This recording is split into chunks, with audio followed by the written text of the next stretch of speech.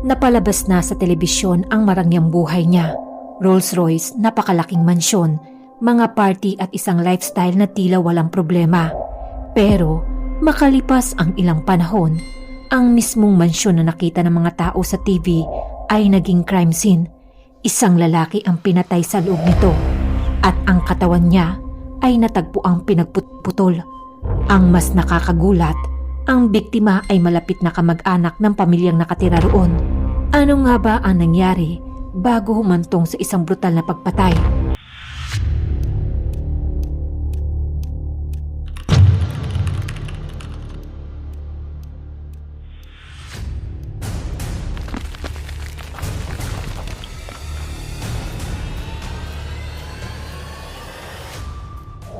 Gabi ng May 2, 2015, nakatanggap ng isang hindi inaasahang tawag ang isang lalaking nagngangalang Michael na nakatira sa Vancouver, Canada. Ang tumatawag ay ang kanyang matagal ng kaibigan si Xiao Meili. Pagkasagot pa lamang niya sa telepono, ramdam na agad niya ang matinding takot sa boses ng babae. Halos hindi ito makapagsalita at para bang nawawala sa sarili. Sa pagitan ng kanyang pag-iyak, sinabi nitong pinatay ng kanyang asawa ang kanyang pinsan. Hindi niya raw alam ang gagawin sa mga oras na iyon, pero desperado siyang humihingi ng tulong. Hindi naman makapaniwala si Michael sa kanyang narinig. Ayon kay Xiao Meili, ang kanyang 54 years old na asawa na si Li Jiao ang pumatay sa kanyang 42 years old na pinsan na si Gang Yuan. Lalo namang ikinagulat ni Michael ang balita dahil sa pagkakaalam niya, napakalapit ng dalawa sa isa't isa. Wala rin siyang maisip na dahilan kung bakit mangyayari iyon. Dahil ang una niyang inisip ay ang kaligtasan ng kanyang kaibigan, agad siyang umalis upang sunduin si Xiao Meili at ang 26 years old nitong anak na si Florence Jiao. Pagkatapos ay sabay-sabay sila nagtungo sa himpilan ng pulisya upang iulat ang nangyari. Matapos matanggap ang ulat, agad na ipinadala ng pulisya ang kailang mga tauhan sa bahay ng pamilya sa West Vancouver, British Columbia.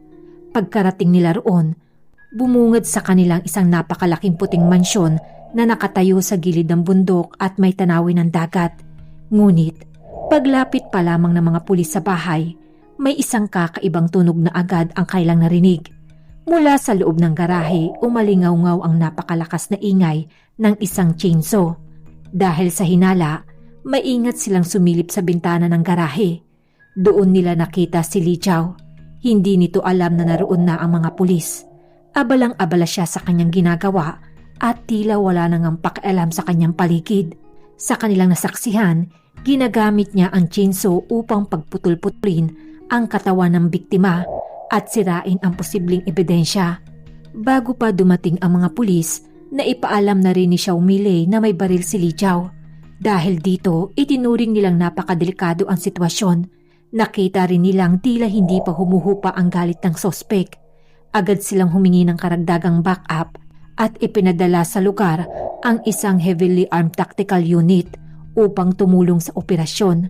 Napagdesisyonan ng mga opisyal na huwag basta-bastang pasukin ang bahay dahil maaaring mauwi ito sa palitan ng putok at mas marami pang masaktan. Isa pang naging problema ng mga pulis ay halos hindi marunong magsalita ng English si Li Jiao. Kinakailangan pa nila magpatawag na isang Chinese interpreter upang masiguradong maiintindihan ng sospek ang kailang mga utos. Habang hinihintay ito, pinalibutan nila ang buong mansyon upang matiyak na wala ng ibang makakatakas o makakapasok sa loob. Samantala, alam na ni Li Jiao na napapalibutan na siya ng mga pulis. Paulit-ulit siyang tinatawagan ng mga ito gamit ang megaphone.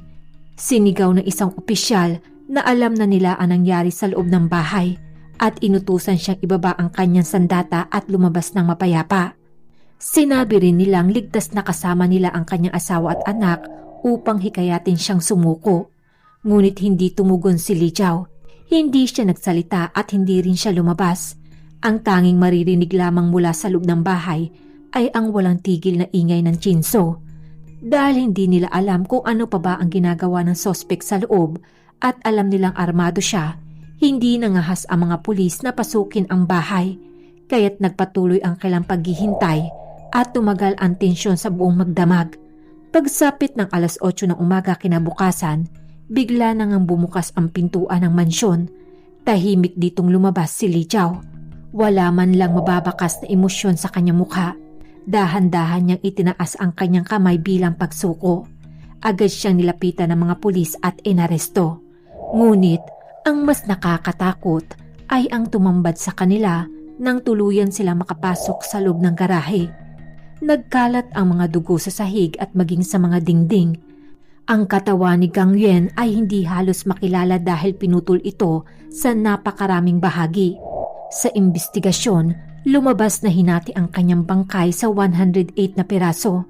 Ang bawat bahagi ay inilagay na magkakahiwalay sa plastic bag. Ang ilan ay nakakalat sa iba't ibang bahagi ng garahe, habang ang iba ay itinago pa sa loob ng freezer. Kalaunan sa isinagawang autopsy, natukoy ng mga investigador na hindi namatay si Gang Yuan dahil sa pagputol ng kanyang katawan. Lumabas na una na siyang binaril sa liig at ang tama ng bala ang agad niyang ikinamatay. Ang brutal na krimeng ito ay mabilis na naging pangunahing balita sa buong Canada. Lalo na dahil nangyari ito sa isang pinakatahimik at pinakamayayamang komunidad sa West Vancouver. Isang lugar na halos walang naitatalang ganitong uri ng karumal-dumal na krimen. Paano nga ba nauwi sa isang brutal na pagpatay ang isang pamilyang namumuhay sa sobrang karangyaan? Upang maintindihan natin ang lahat, kailangan muna nating kilalanin ang biktima. Ang biktima ay si Gang Yuan, 42 years old. Bago siya lumipat sa Canada, isa na siyang napakayamang negosyante sa China. Malaki ang kinita niya sa kanyang mga negosyo sa karbon at langis. At dahil dito ay nakapag-ipon siya ng maraming pera at marami ring mga ari-arian. Isa siya sa mga matagumpay na negosyante sa kailang lugar. Ngunit kahit ganun kalaki ang kanyang yaman, alam niyang may mga panganib pa rin kaakibat ang pagpapatakbo ng negosyo niya sa China. Dahil isang bansang pinamumunuan ng sistemang komunista ang China, mahigpit ang kontrol ng gobyerno sa maraming negosyo.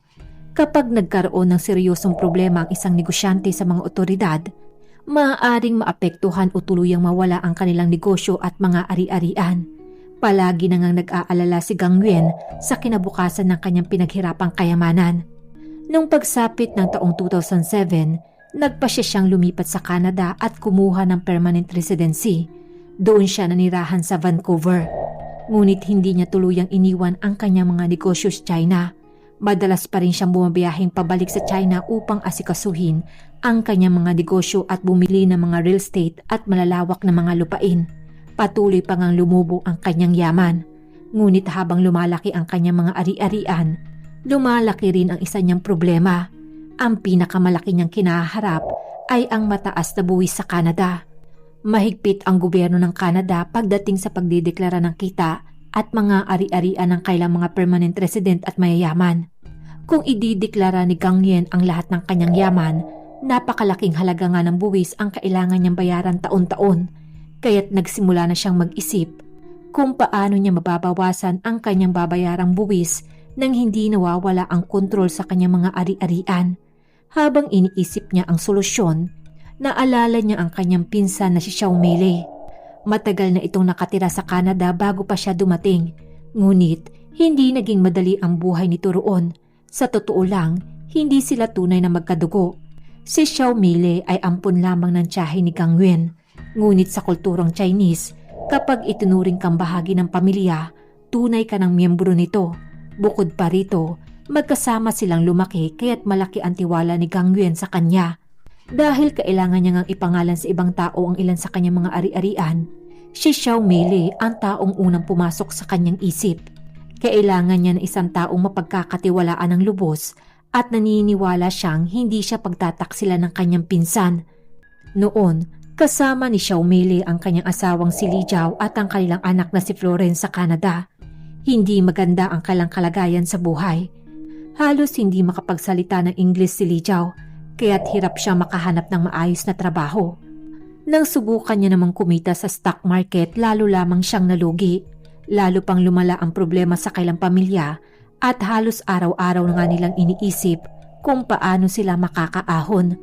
Nang malaman ni Gang Yuan ang kailang sitwasyon, gumawa siya ng isang alok na mahirap ngang tanggihan.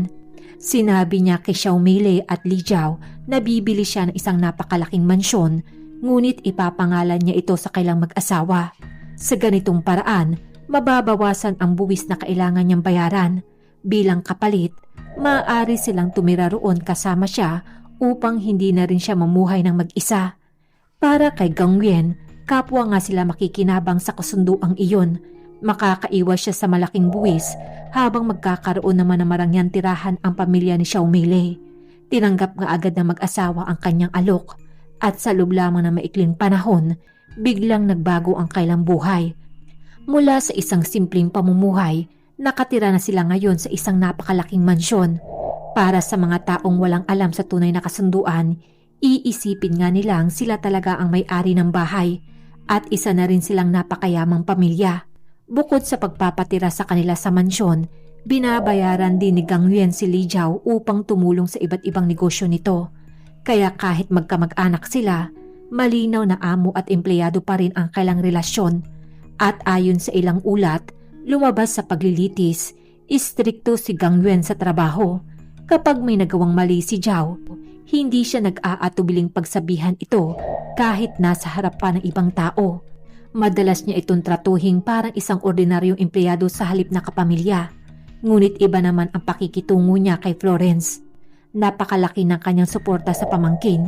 Siya ang nagbabayad sa pag-aaral nito. Binilahan niya rin ito ng mga mamahaling damit at isang mamahaling sasakyan.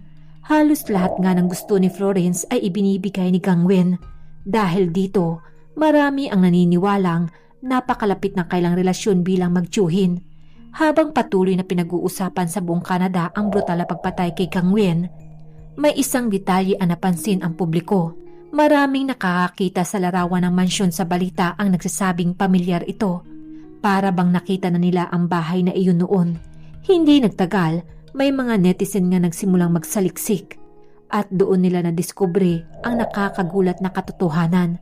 Lumabas pala ang mismong mansyon sa isang reality show na ipinalabas sa Canada halos isang taon bago mangyari ang krimen. Ang pamagat ng palabas ay Ultra Rich Asian Girls, isang reality show na sumusunod sa marangyang pamumuhay ng mga anak ng mayayamang Asian immigrant sa Canada. Isa sa mga pangunahing personalidad sa palabas na iyon ay si Florence Jiao. Sa programa, ipinakita ang kanyang marangyang buhay, ang pagmamaneho niya ng isang mamahaling sasakyan, ang paninirahan niya sa napakalaking mansyon na may tanawin ng dagat at pribadong swimming pool, pati na rin ang kanyang pamamasyal sakay ang mamahaling yate at pagdalo niya sa mga sosyal na party kasama ang kanyang mga kaibigan. Sa paningin ng mga manunood, tila perpekto ang kanyang buhay, ngunit ang hindi nila alam, ang mansyon ay pinagmamalaki sa telebisyon, ang siya ring magiging lugar ng isang pinakabrutal na krimeng yumanig sa Canada. Dahil dito, mas lalong naging interesado ang publiko sa kaso. Doon din nalaman ng marami na si Florence Jiao ay hindi lamang anak ni Li Jiao, kundi pamangkin din ni Gangyuan.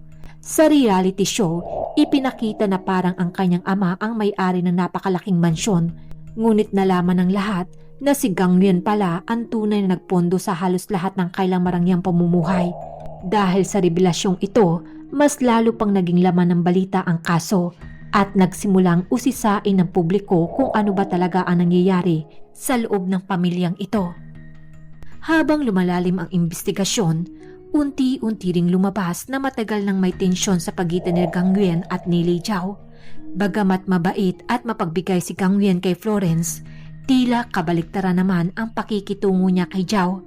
Ayon sa naging salaysay ni Jiao, madalas umano siyang hindi bayaran sa ipinangako nitong bahagi niya sa negosyo. Kapag nagtatanong siya tungkol sa perang dapat niyang matanggap, sinasabi ni Gangyuan na may problema sa cash flow ng kumpanya at kailangan niya raw na maghintay. Ngunit habang sinasabi iyon, nakikita naman ni Jiao na patuloy ang marangyang pamumuhay ni Gangyuan. Madalas itong bumabiyahe sakay ang pribadong eroplano, gumagastos ng napakalaki at ayon pa sa mga ulat, nagkaroon din ito ng relasyon sa iba't ibang mga babae. Habang nakikita nga ni Jiao ang lahat ng ito, lalo lamang lumalalim ang kanyang sama ng loob. Pero alam ni Jiao na wala naman siyang gaanong magagawa. Nakadepende nga ang kailang pamilya kay Gang Yuen. Kung magagalit ito, natatakot siyang papalayasin sila sa mansyon, mawawalan rin sila ng tirahan at maaaring bumalik sila sa dati nilang mahirap na buhay. Kahit hindi na nga siya masaya sa sitwasyon, pinili na lamang niyang tiisin ang lahat. Ngunit habang tumatagal, lalo lamang lumalaki ang tensyon sa pagitan nilang dalawa. Dumating ang May 2, 2015. Nang araw na iyon, lumabas ng bahay sina Xiaomile at ang kanyang anak na si Florence upang maglakad-lakad. Naiwan sa loob ng mansyon sina Gang Yuen at si Li Jiao. Nagkaroon raw sila ng pag-uusap sa sala tungkol sa ilang mga sensitibong usapin patungkol sa pinansyal na may kinalaman sa kailang negosyo. Matapos ang kailang pag-uusap, sinabi ni Jiao na may gusto siyang ipakita kay Gang Yuen. Mahilig umano si Jiao sa mga pangangaso at paggawa ng iba't ibang kagamitan. Ipinakita niya ang isang rifle holder na siya mismo ang nagdisenyo. Naniniwala nga raw siya na maaari nila itong gawing negosyo. Umaasa siyang pupunduhan ni Gang Yuen ang kanyang proyekto upang makapagpatayo sila ng bagong kumpanya. Bilang kapalit, nais niya nga raw na magkaroon ng isang malaking bahagi sa negosyo. Para kay Jiao, ito na sana ang pagkakataon niyang magkaroon ng sariling pangalan at hindi na habang buhay na umaasa lamang kay Gang Yuen. Ngunit, ayon sa naging salaysay ni Jiao, hindi naging maganda ang naging reaksyon ni Gang Yuen. Sa halip na purihin ang kanyang imbensyon, minaliit umano nito ang kanyang ginawa at tinawag pa itong walang kwentang laruan. Labis nga siyang nasaktan sa kanyang narinig. Doon umano nagsimulang uminit ang kailang pagtatalo. Ngunit ayon pa rin sa salaysay ni Jiao, habang papalayo na nga siya, bigla naman raw siyang pinigilan ni Gang Yuen. Sinabi umano nitong handa raw siyang punduhan ang proyekto. Hindi lamang iyon, sa halip na 30% ng bahagi ng kumpanya ang ibigay, sinabi pa nga raw nito na maaari siyang magkaroon ng 50% na pag-aari. Pero may kapalit ang lahat ng ito. Sinabi umano ni Gang Yuen na gusto niyang pakasalan ang anak nitong si Florence. Ayon nga kay Jiao, naniniwala siyang nais lamang ni Gang Yuen na maging mas matatag ang ugnayan ng dalawang pamilya. Dahil malaking bahagi nga ng kanyang mga ari-arian ay nakapangalan kina Jiao at kay Xiaomile. Dahil hindi sila tunay na magkadugo, maaaring naisip umano ni Gang Yuen na ang pagpapakasal kay Florence ang magiging paraan upang masigurado niyang hindi siya pagtataksila ng pamilya. Ayon pa sa salaysay ni Jiao, tuluyan na nga siyang nagalit nang marinig ang naturang kahilingang ito. Sinabi niyang hindi niya nga matanggap na ang taong itinuring niyang kapamilya sa loob ng maraming taon ay magbibitiw ng ganong salita patungkol sa kanyang anak. Dagdag pa ni Jiao sa kanyang testimonya, sinabi umano ni Gang Yuen na wala namang anumang problema dahil hindi naman daw sila tunay na magkadugo. At isa naman daw itong legal na kasunduan. Ngunit para kay Jiao, hindi mahalaga kung magkadugo man sila o hindi. Lumaki nga sila magkakapamilya at sa kanyang paningin, si Gang Yuen ay tiyuhin ni Florence at mananatili nga itong ganon. Mula roon, tuluyan na ngang nawala sa kontrol si Li Jiao sa kanyang emosyon. Ang matagal na nga niyang kinikimkim na galit, sama ng loob at takot ay tila sabay-sabay na sumabog. At iyon na ang naging simula ng trahedyang tuluyang sumira sa kailang pamilya. Ayon pa rin sa naging salaysay ni Li Jiao, sa tindi ng kanyang galit ay naghanap siya ng maaaring gamitin sa loob ng bahay. Binuksan niya ang toolbox at kumuha siya ng isang martilyo. Ngunit hindi naging madali ang kanyang balak. Dahil mas malaki ang pangangatawa ni Gang Yuen kaysa sa kanya, mabilis nga siya nitong napigilan. Sa gitna ng kailang kumprontasyon, nakuha umano ni Gang Yuen ang martilyo at sinubukan siya nitong labanan. Dahil dito napaatras si Jiao at nang maramdaman niyang dihado na siya sa lakas, doon umano siya nakaisip na isang matinding hakbang. Agad siyang tumakbong papunta sa kanilang silid upang kunin ang kanyang baril. Ilang sandali lamang bumalik nga siya hawak ito at nang magkaharap na nga silang muli, bigla niyang pinaputukan si Gang Yuen. Ang unang bala ay tumama sa liig ng biktima, dahilan upang agad itong bumagsak sa sahig. Ngunit hindi pa nga roon nagtapos ang lahat. Ayon sa mga ebidensyang nakalap ng mga investigador, muli pang nagpaputok si Jiao. Ang ikalawang bala ang tuluyan nang kumitil sa buhay ng biktima. Pagkatapos ng pamamaril, hinila niya ang bangkay papunta sa garahe. Doon niya inilabas ang mga gamit na madalas niyang gamitin at nagsimulang pagputol-putulin ang katawan ng biktima. Sa loob ng maraming oras, isa-isa niyang hinati ang bangkay habang sinusubukan umanong itago ang mga ebidensya. Makalipas ang ilang oras, bumalik sa bahay sina Xiaomei at si Florence. Pagpasok pa lamang nila, agad nilang naamoy ang matapang na amoy ng dugo. Nakita rin nila ang mga bakas ng dugo sa loob ng bahay. Sa pagkakataong iyon, dito na sinabi ni Li Jiao na wala na si Gang Yuan. Sinabi niya ring siya na ang bahala sa lahat at pinakiusapan ang mag-ina na umalis na agad ng bahay. Dahil sa matinding takot, agad na lumabas ng bahay ang mag-ina at humingi na nga ng tulong sa isa nilang kaibigan. Ang tawag na iyon ang naging simula ng pagre-responde ng mga pulis sa mansyon. Kalaunan, inaresto si Li Jiao at sinampahan ng kasong second-degree murder. Nagsimula ang paglilitis noong January 2020. Sa korte, ipiniliwanag niya ang kanyang panig. Ayon sa kanya, nang mangyari ang insidente, ay parang wala siya sa tamang pag-iisip. Sinabi niya na tila masamang panaginip ang lahat na nangyari at hindi niya raw namalayan na ginawa niya ang pagputol sa bangkay. Inihalin tulad niya pa ito sa paglilinis ng isang uso matapos ang pangangaso. Isang bagay na nakasanayan niya na nga umanong gawin noon pa. Ito ang naging paliwanag niya kung bakit nagawa niyang pagputol-putulin ang katawan ng biktima. Tungkol naman sa motibo, muli ngang iginiit ni Jiao na ang lahat ay nagsimula matapos umanong sabihin ni Gang Yuan na nais nitong pakasalan si Florence. Ayon sa kanya bilang ama, ay hindi niya nga matanggap ang ganong kahilingan at natakot siya na baka may masamang mangyari sa kanyang anak. Sinabi niya ring mas malaki at mas malakas si Gang Yuan, kaya't napilitan lamang siyang gumamit ng baril upang ipagtanggol ang kanyang sarili. Iginiit niya pang hindi niya pinagplanuhan ang pagpatay at nangyari lamang ito sa gitna ng matinding kumprontasyon.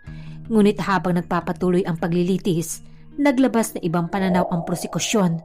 Ayon sa kanila, maaaring hindi totoo ang kwento ni Jiao patungkol do umano'y sa pagnanais ni Gang Yuan na pakasalan si Florence. Hinala nila ginawa lamang ang kwentong ito upang magmukhang may matinding dahilan ang pagpatay at mabawasan ang magiging parusa sa kanya. Upang suportahan ang kailang argumento, tinawag ng prosekusyon ang ilan dating naging karelasyon ni Gang Yuan bilang mga testiko. Ayon sa kanilang mga pahayag, totoo na maraming naging kasintahan ang biktima. Ngunit sinabi nilang may partikular umano itong tipo ng babae. Mas gusto raw nito ang matatangkad, bata at magagandang babae. Idinagdag pa nilang si Florence ay hindi umaangkop sa mga dating naging karelasyon ni Gang Yuan. Bukod pa rito na pag-alaman na nung mangyari ang insidente ay kasal na si Florence bagamat hiwalay na siya sa kanyang asawa. Dahil nga dito, kinestyon ng prosekusyon kung bakit pagugustuhin ng isang mayamang negosyante na piliting pakasalan ang sarili niyang pamangkin, lalo na kung wala naman itong katangiang tugma sa kanyang mga naging karelasyon noon. Habang nagpapatuloy ang mainit na paglilitis, isa pang malaking iskandalo ang unti-unting lumabas. Dahil biglaan ang pagkamatay ni Gang Yuan, wala siyang naiwang testamento o anumang legal na dokumentong nagsasaad kung sino ang magmamana ng kanyang napakalaking kayamanan. Dahil dito, nagsimula ang isang matinding labanan sa korte tungkol sa paghahati ng kanyang ari-arian. Hindi nagtagal, isang babae mula sa Beijing, China ang nagsampa ng kaso sa Canada. Iginiit niyang siya ang legal na asawa ni Gang Yuan at mayroon daw silang isang anak na babae. Upang mapatunayan ang kanyang sinasabi, isinailalim sa DNA test ang bata. Nang lumabas ang resulta, nakumpirma nga na anak nga ito ni Gang Yuan. Habang nagpapatuloy na pinag-uusapan ang kaso sa media, may iba pang mga kababaihan ang lumantad. Isa-isa rin sila nagsampa ng kaso at pare-parehong nagsabing nagkaroon sila ng anak kay Gang Yuan. Dahil sa bigat ng kailang mga pahayag, isinailalim din sa DNA test ang bawat bata at isa-isang lumabas ang resulta. Lahat sila ay napatunayang tunay na anak ni Gang Yuan. Sa kabuuan, 5 anak mula sa 5 magkakaibang babae ang kinilalang legal na tagapagmana. Ang pinakabata sa kanila ay wala pang 1 taong gulang nang mamatay si Gang Yuan. Lalo pang naging komplikado ang usapin sa korte. Nagsimula ang mahabang legal na laban ng 5 ina at ng kailang mga anak para sa napakalaking ari-arian na iniwan ni Gang Yuan. Matapos ang mahabang pagdinig, naglabas ng desisyon ang korte sa Canada. Ayon sa kanilang naging hatol, pantay-pantay na hahatiin ang malaking bahagi ng mana sa 5 anak ni Gang Nguyen. Tinatayang aabot sa humigit kumulang 3.3 million Canadian dollars o 137 million pesos ang mapupunta sa bawat isa. Ngunit hindi ito tinanggap ng babaeng unang nagsampa ng kaso. Iginiit niyang siya ang tunay at legal na asawa ni Gang Nguyen at ang kailang anak ang pinakamatanda sa lahat. Ayon sa kanyang argumento, hindi makatarungang pareho lamang ang matatanggap ng kanyang anak at ng mga anak sa labas. Para sa kanya bilang legal na asawa, dapat ay mas malaki ang bahagi ng kanyang anak sa mana. Gayunpaman, hindi pinabura ng korte ang kanyang argumento. Ipinaliwanag ng hukuman na wala silang sapat na ebidensyang nagpapatunay na naging legal na mag-asawa sina Gang Nguyen at ang babae sa ilalim ng batas na kinikilala sa Canada. Nanatiling pantay-pantay ang hatian ng mana sa 5 anak, anuman ang naging relasyon ng kailang mga ina kay Gang Nguyen. Samantala, bumalik naman ang atensyon ng publiko sa kaso ni Li Chao.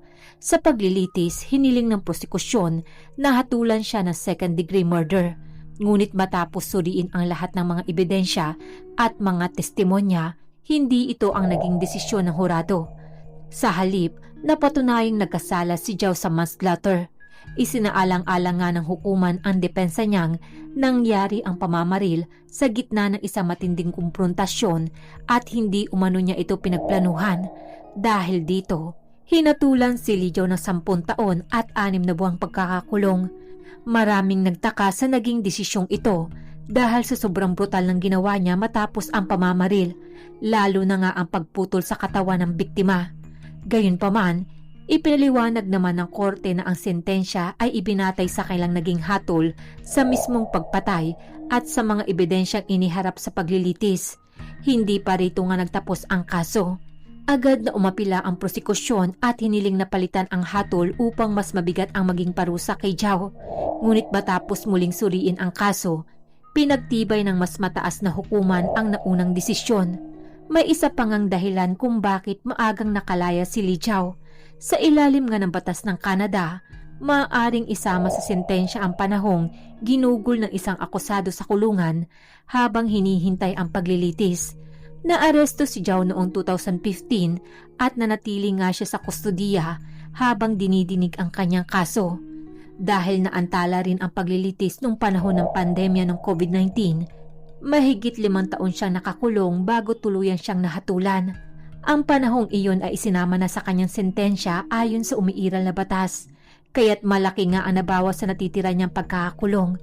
Dahil dito noong taong 2023, tuluyan nang nakalaya si Li Chao matapos makumpleto ang kanyang sentensya. Mula noon, wala nang malinaw na impormasyon tungkol sa kanyang kasalukuyang kinaroroonan o kung paano niya ipinagpatuloy ang kanyang buhay. Samantalang si Florence Chao na minsang nakilala sa reality show bilang isang mayamang socialite na namumuhay sa napakalaking mansyon at nagmamaneho ng mamahaling sasakyan ay tuluyan na ring nawala sa mata ng publiko. Matapos ang trahedyang sumira sa kanilang pamilya, hindi na siya muling naging aktibo sa media at pinili na rin niyang mamuhay ng malayo sa pansin ng publiko. Hanggang ngayon, nananatili pa rin palaisipan ang tunay na nangyari sa loob ng mansyon noong May 2, 2015. Totoo nga bang sinabi ni Gang Nguyen ang mga paratang ni Li Chao o isa lamang ba itong depensang ginawa niya upang mapagaan ang kanyang pananagutan? Dahil 2 lamang silang naroon nang magsimula ang kumprontasyon, maaaring hindi na nga kailanman malaman ang buong katotohanan. Ngunit isang bagay ang malinaw, ang kasong ito ay hindi lamang nagdulot ng isang brutal na pagpatay. Sinira rin ito ang isang pamilyang minsang namuhay sa sobrang karangyaan, nagbunsod na matinding labanan sa napakalaking mana at nag-iwan ng mga tanong na hanggang ngayon ay wala pa rin tiyak na kasagutan. Sa huli, walang tunay na nanalo sa trahedyang ito. Lahat ng sangkot ay nawala ng isang bagay na hindi na kailanman maibabalik pa. Maraming salamat po sa panunood ng kwento ko sa gabing ito.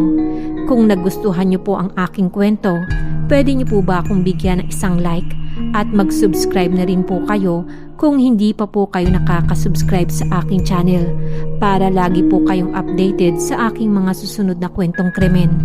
Ako po si Denise at see you in my next video.